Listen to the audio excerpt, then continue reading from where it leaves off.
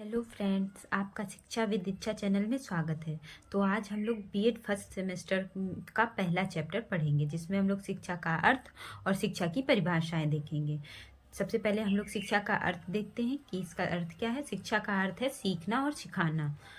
इसलिए शिक्षा का अर्थ हुआ सीखने सिखाने की क्रिया। जो सीखने और सिखाने की क्रिया है वही क्या है, शिक्षा है। अब हम देखेंगे कि शिक्षा शब्द कहाँ से लिया गया है। तो शिक्षा शब्द जो है वो संस्कृत के शिक्ष धातु में आ प्रत्यय लगाने से बना है। मतलब जो संस्कृत के शिक्ष धातु है उसी में आ प्रत्यय लगाने से शिक्षा शब्द बना है।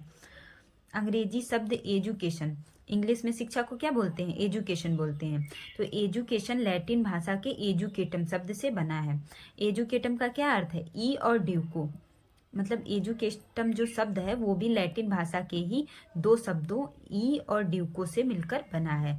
ई का अर्थ है अंदर से और ड्यूको का अर्थ है आगे बढ़ाना। इसलिए एजुकेशन का अर्थ हुआ बच्चे की आंतरिक शक्तियों को बाहर की ओर प्रकट करना ही क्या है, शिक्षा है। तो अब हम लोग देखेंगे शिक्षा के दार्शनिक संप्रत्यय। आई होप आप लोगों को याद हो गया होगा। शिक्षा संस्कृत भाषा के शिक्ष धातु से में आ प्रत्यय लगने से बना है। और जो एजुकेशन शब्द है वो लैटिन भाषा के एजुकेटम शब्द से बना है, जिसमें जो है दो शब्दों से बना है एजुकेटम शब्द, ई और ड्यूको। ई का अर्थ है अंदर से और ड्यूको का अर्थ है आगे बढ़ाना। बच्चे की आंतरिक शक्तियों को बाहर की ओर प्रकट करना, मतलब जो बच्चे में पहले से मौजूद है उन्हीं शक्तियों को बाहर प्रकट करना ही शिक्षा है। अब हम लोग देखेंगे शिक्षा के दार्शनिक संप्रत्यय, मतलब दार्शनिक रूप से शिक्षा का क्या तात्पर्य है। शिक्षा का अर्थ और परिभाषाएं आपके तीनों पेपर्स में आएंगी। शिक्षा के दार्शनिक संप्रत्यय, शिक्षा के दार्शनिक परिप्रेक्ष्य, शिक्षा का सामाजिक परिप्रेक्ष्य और शिक्षा के मनोवैज्ञानिक परिप्रेक्ष्य। तो आप इसको बहुत अच्छे से पढ़ लीजिए, तो तीनों पेपर्स में आपकी हेल्प हो जाएगी।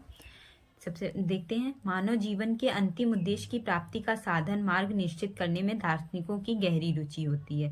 मतलब जो दार्शनिक होते हैं वो अंतिम उद्देश्य की तलाश में रहते हैं कि मनुष्य जीवन मिला ही क्यों है, इसका अंतिम उद्देश्य क्या है, क्या ऐसा प्राप्त कर लें जिसे प्राप्त करने के बाद कुछ भी प्राप्त करने की आवश्यकता ना पड़े। तो इसमें सबसे महान दार्शनिक जगत गुरु शंकराचार्य जी ने बताया है कि शिक्षा वह है जो मुक्ति दिलाए। मतलब जो हमें काम, क्रोध, मद, लोभ, प्रशंसा और जो हमारी बुराई है उन सब से जो मुक्त कर दे, वही क्या है, शिक्षा है। जिसमें हमें ना तो प्रशंसा से मोह रहे और ना ही जब हमारी कोई बुराई करे तो हमें दुख प्राप्त हो। दुख और सुख से मुक्ति ही क्या कहलाती है, शिक्षा कहलाती है। तो इसे इन्होंने संस्कृत में कहा है शाह विद्या या विमुक्त।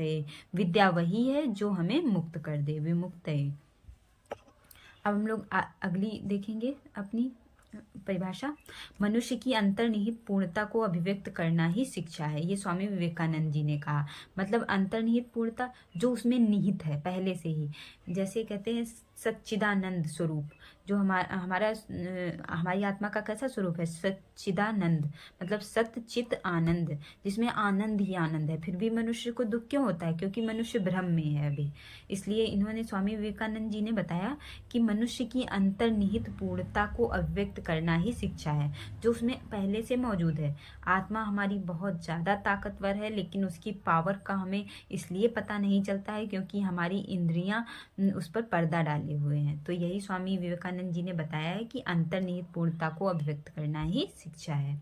इसके बाद महात्मा गांधी जी ने क्या बताया शिक्षा के परिप्रेक्ष्य में। शिक्षा से मेरा अभिप्राय बालक और मनुष्य के शरीर, मन, आत्मा के सर्वांगीण एवं सर्वोत्कृष्ट विकास से है। सर्वांगीण मतलब हर क्षेत्र में, सर्वांगीण मतलब हर क्षेत्र में, और सर्वोत्कृष्ट मतलब सबसे अच्छा। बालक और मनुष्य के शरीर, मन और आत्मा का हर क्षेत्र में और सबसे अच्छा जो विकास होता है वही क्या है, शिक्षा है। शिक्षा से मेरा अभिप्राय बालक और मनुष्य के शरीर, मन, आत्मा के सर्वांगीण एवं सर्वोत्कृष्ट विकास से है। ओके, आई होप आप लोगों को याद हो रहा होगा। अब हम लोग कुछ पश्चिमी दार्शनिक हैं, उनकी परिभाषाओं को देखेंगे। चलिए देखते हैं।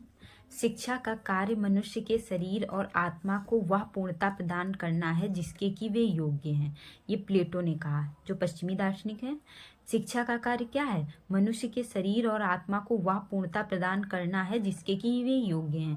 इन्होंने भी विवेकानंद वाली बात ही कही कि अंतर्निहित पूर्णता को प्राप्त करना ही शिक्षा है। मतलब जो पूर्णता मनुष्य में पहले से मौजूद है, जिसके कि वे योग्य हैं, उसी को प्राप्त करना क्या है? शिक्षा है। ओके, प्लेटो ने बताया। इसके बाद अरस्तु, जो इनके शिष्य रहे प्लेटो के, स्वस्थ शरीर में स्वस्थ मन का निर्माण ही शिक्षा है। इन्होंने स्वस्थ शरीर पर बल दिया कि जब स्वस्थ शरीर होगा उसमें स्वस्थ मन मतलब मन भी बीमार होता है। कई बार हम लोगों को दुख, भय, ये सब चीज़ों का जो हमारे मन में बस जाती हैं, वो उससे क्या होता है? हमारा मन बीमार हो जाता है। तो स्वस्थ शरीर में जब स्वस्थ मन का निर्माण होता है तो उसे ही क्या कहते हैं? शिक्षा कहते हैं, अरस्तु ने बताया। देखिए, बहुत इजी डिफिनीशन है, आप एक दो बार पढ़ेंगे तो पक्का आपको याद होंगी, विश्वास मानिए। इसके बाद देखते हैं शिक्षा, चारवाक दर्शन में। चारवाक एक दर्शन रहा है जिसमें इन लोगों ने शिक्षा को अपने तरीके से बताया है कि शिक्षा किसे कहते हैं। इनका मानना था मनुष्य को सुखी रहना चाहिए, चाहे वो जैसे रहे, चाहे उधार लेकर रहे, चाहे जैसे। ये दर्शन सबसे ज़्यादा चर्चित रहा है और सबसे अलग है। इन्होंने भौतिकवादी जो प्रत्यक्ष है उसी को सत्य माना है और बाकी सब असत्य। इन्होंने किसी भी मतलब जो पारलौकिक चीज़ें हैं उनको मानने से इनकार कर दिया, क्योंकि वो दिखती नहीं है हमको। तो इन्होंने बताया शिक्षा वह है जो मनुष्य को सुखपूर्वक जीवन व्यतीत करने के योग्य बनाती है। मतलब जो मनुष्य को सुखपूर्वक जीवन जीना सिखाए वही क्या है? शिक्षा है। जो सुखपूर्वक जीवन के योग्य बना दे वही क्या है? हमारी शिक्षा है। तो ये चारवाकों की दृष्टि से आप देखते हैं शिक्षा का अर्थ अंतः शक्तियों का बाह्य जीवन से समन्वय स्थापित करना है। ये किसने बताया? Herbert Spencer. ये भी अभी आप आगे पढ़ेंगे इनके बारे में भी अपने सिलेबस में, आपके सिलेबस में भी है इनकी थ्योरीज। तो इन्होंने बताया शिक्षा का अर्थ अंतः शक्तियों का बाह्य जीवन से समन्वय स्थापित करना है। मतलब जब हम अपनी अंतः शक्तियों को पहचान कर और उसको बाह्य जीवन के साथ सामंजस्य बिठाने लगते हैं तो उसी को क्या बोलते हैं? शिक्षा बोलते हैं।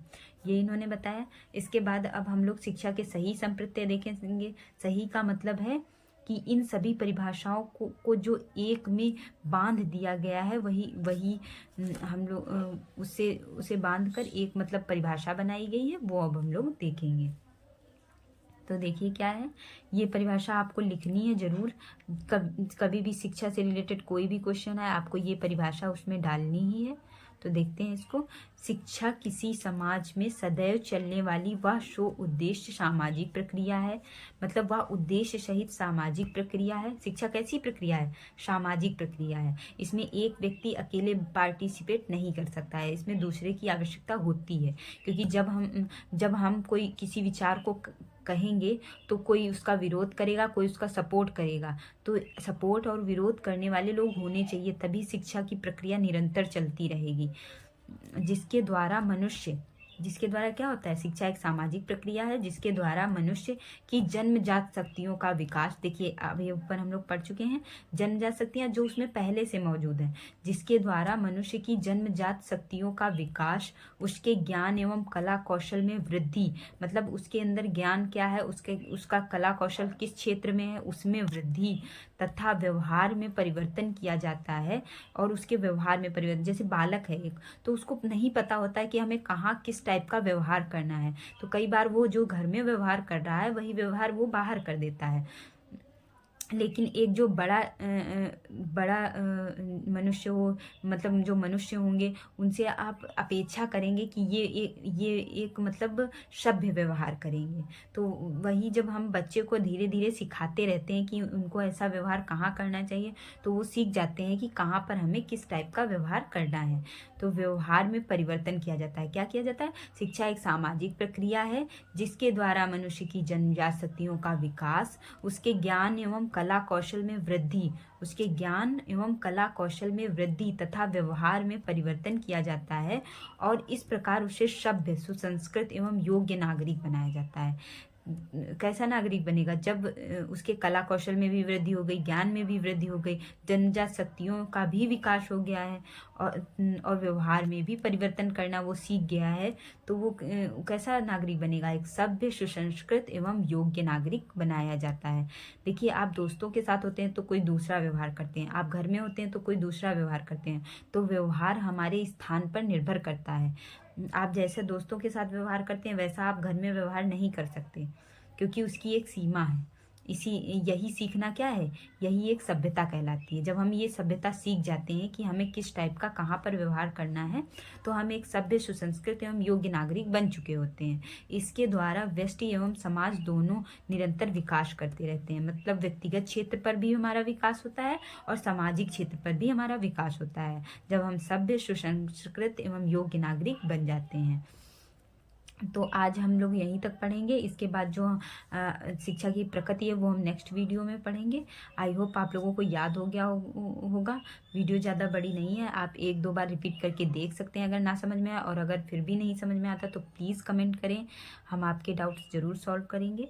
और ये बार बार क्वेश्चन पूछे गए हैं कि शिक्षा का अर्थ बताइए, शिक्षा की इस परिभाषा को डिफाइन कीजिए। जैसे आपको ये एक परिभाषा दे दी गई, कहेंगे इस पर टिप्पणी कीजिए, तो आप ये बता सकेंगे कि ये किसके द्वारा परिभाषा दी गई और इसका क्या अर्थ है। फिर इसके बाद में शिक्षा को जो वास्तविक अर्थ है, मतलब सब शिक्षा एक सामाजिक प्रक्रिया है जो कला कौशल में वृद्धि करती है, ज्ञान में वृद्धि करती है और व्यवहार में परिवर्तन करती है।